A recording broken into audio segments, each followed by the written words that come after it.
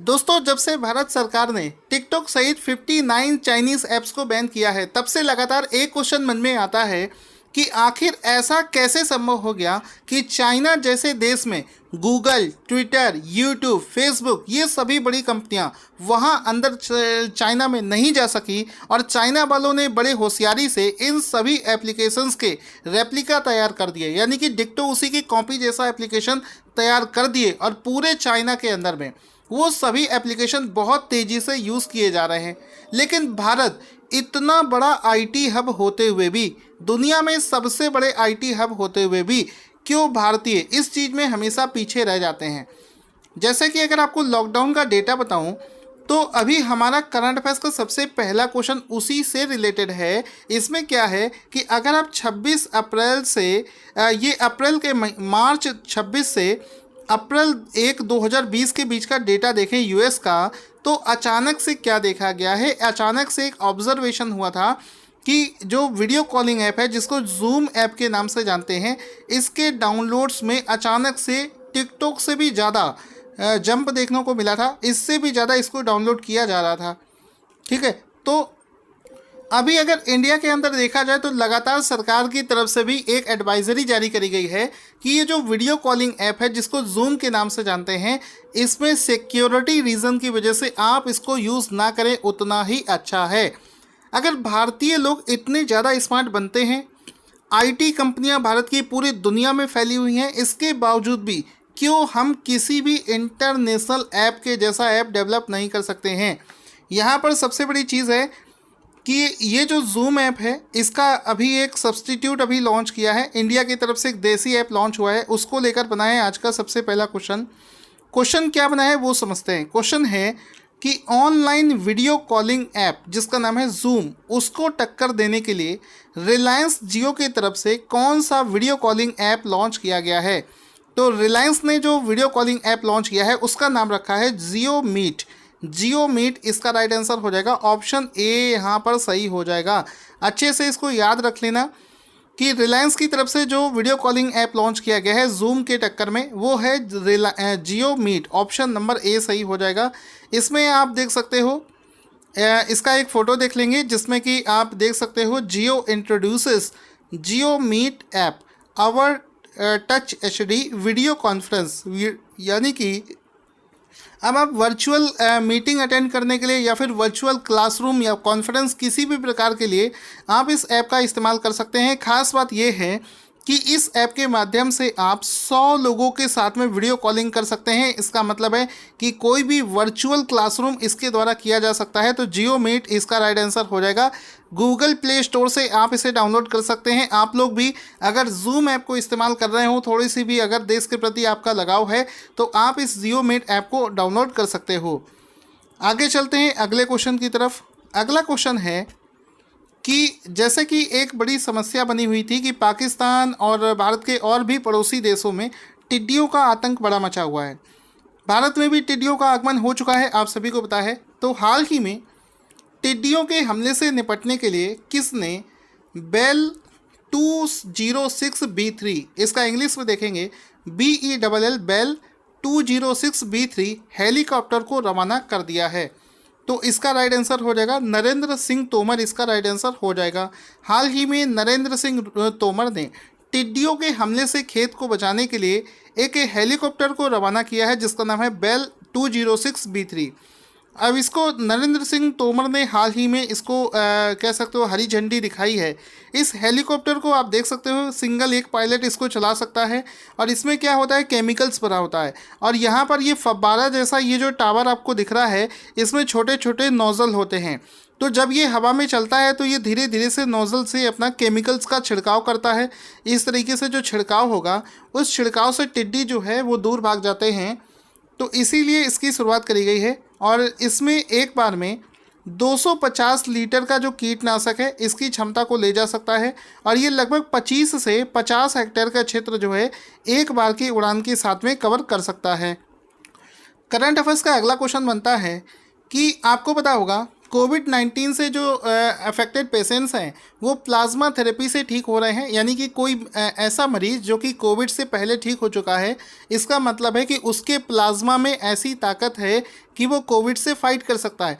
तो ऐसे स्वस्थ व्यक्ति के जो प्लाज्मा है वो निकाल कर किसी ऐसे व्यक्ति में डाल दिया जाए जो कि अभी हाल ही में अफेक्टेड हुआ है, तो वो सही हो जा रहा है। तो क्वेश्चन बनेगा कि प्लाज्मा डोनरों को ट्रैक करने के लिए किस आईआईटी ने एम्स के साथ में मिलकर कोपल 19 ट्रैकर को विकसित किया है? तो आंसर हो जाएगा आईआईटी दिल्ली। हाल ही में एम्स के साथ मिलकर आईआईटी दिल्ली ने एक ट्रैकर विकसित किया है जिसको कोपल 19 ट्रैकर के नाम से जानते हैं। और ये क्या करता है कि कोविड-19 से जो मरीज़ ठीक हो चुके हैं ऐसे मरीजों को ट्रैक करता है जो कि अपना प्लाज्मा डोनर बनना चाहते हैं, जो प्लाज्मा देना चाहते हैं वो इसके माध्यम से प्लाज्मा देंगे और ऐसे रोगियों को इसमें ठीक किया जा सकता है इसके माध्यम से जो कि पहले कोविड से अफेक्टेड पाए जा रहे हैं।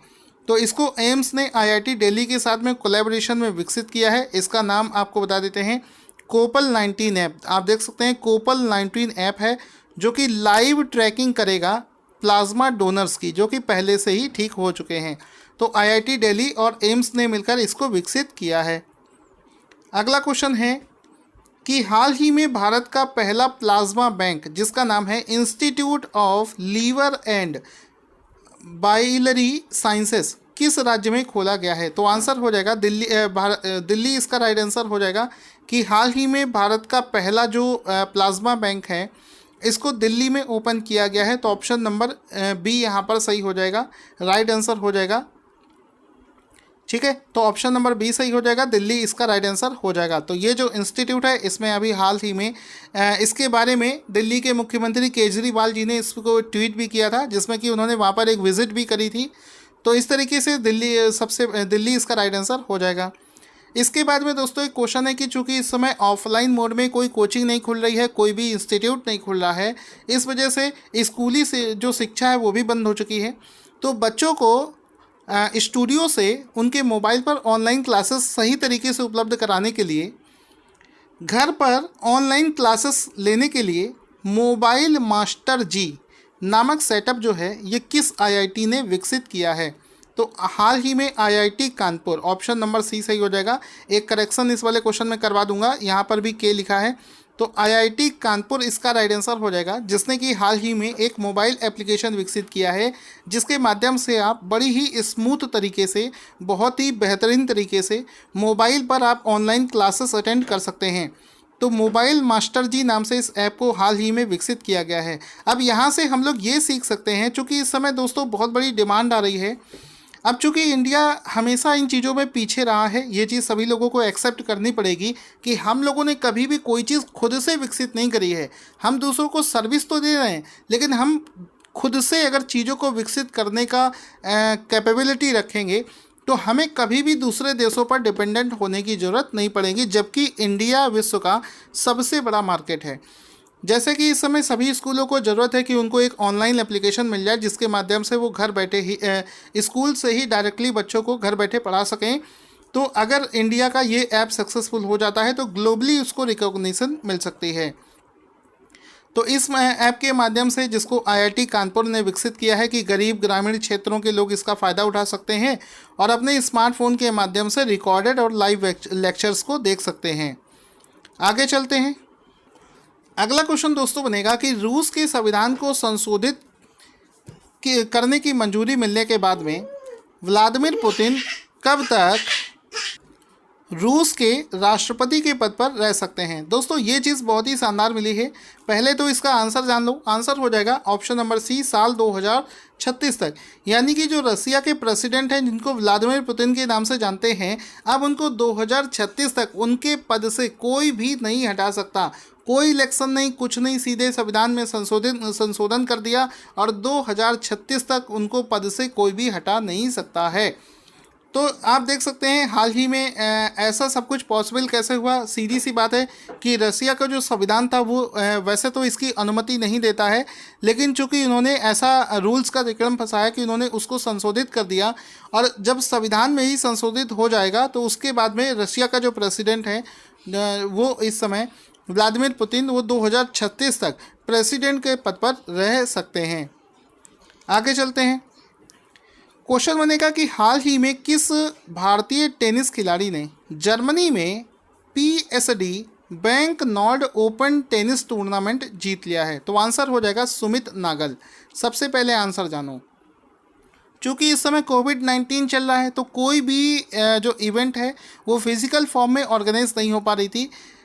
लॉकडाउन के बाद में पहला कोई ऐसा टूर्नामेंट है जिसमें कि किसी भारतीय ने इसको जीता है और ये हम सभी के लिए खुशी की बात है। तो ये जो टूर्नामेंट है इसको जर्मनी में ऑर्गेनाइज किया गया था। टूर्नामेंट का नाम है PSD bank Nord open tennis का टूर्नामेंट। इसको भारतीय टेनिस खिलाड़ी सुमित नांगल ने जीत लिया है। तो ऑप्शन नंबर बी यहाँ पर सही हो जाएगा, जिसका कि फ़ोटो भी आप यहाँ पर देख सकते हैं।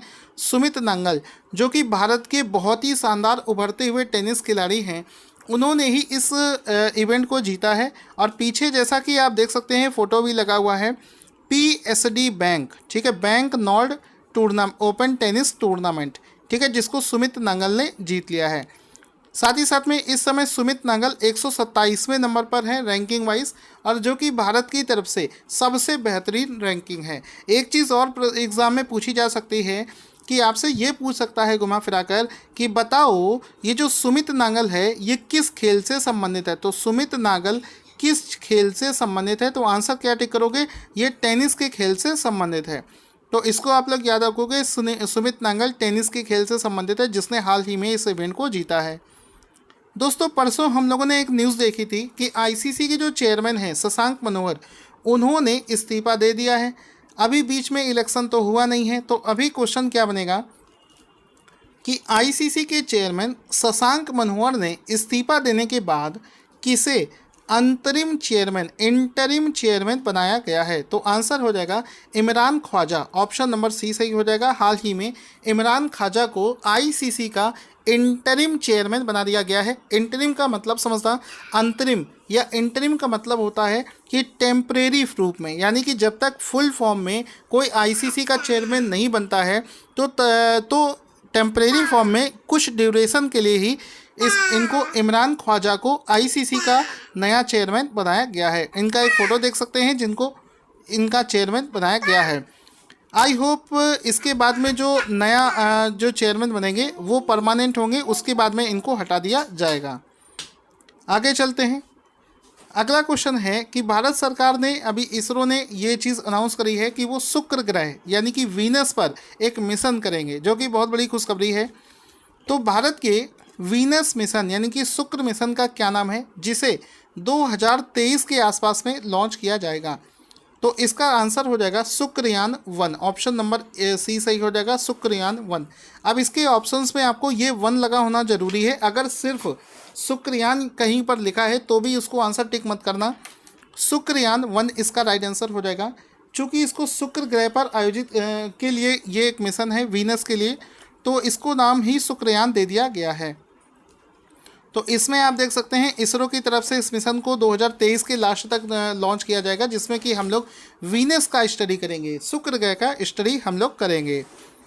आगे चलते हैं। दोस्तों हाल ही में एक पुस्तक को विमोचित किया गया है जिसका नाम है future of higher education 9 mega trends के लेखक कौन हैं? तो ये जो पुस्तक है जिसको हाल ही में वेंकैया नायडू के द्वारा विमोचित किया गया है, लॉन्च किया गया है, लेकिन हमें बताना है कि इस पुस्तक के लेखक कौन हैं।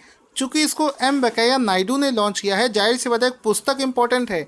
इसको लेखक हैं इसके जो हैं वो हैं CAP पट्टाभी-राम। ऑप्शन नंबर बी सही हो जाएगा।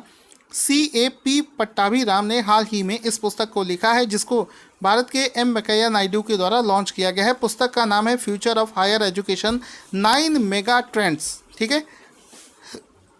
इस पुस्तक का फोटो भी देख सकते हैं, जिसको हाल ही में वेंकैया नायडू के द्वारा लॉन्च किया गया है। दोस्तों जितनी शिद्दत से प्यार से इस वीडियो को मैंने बनाया है अपनी पूरी ताकत लगाकर, उसी रिक्वेस्ट में आपसे रिक्वेस्ट करता हूं कि आप लोग भी इस वीडियो को प्यार दिखाएं, इस वीडियो को लाइक करें और जितना ज़्यादा हो सके शेयर करें।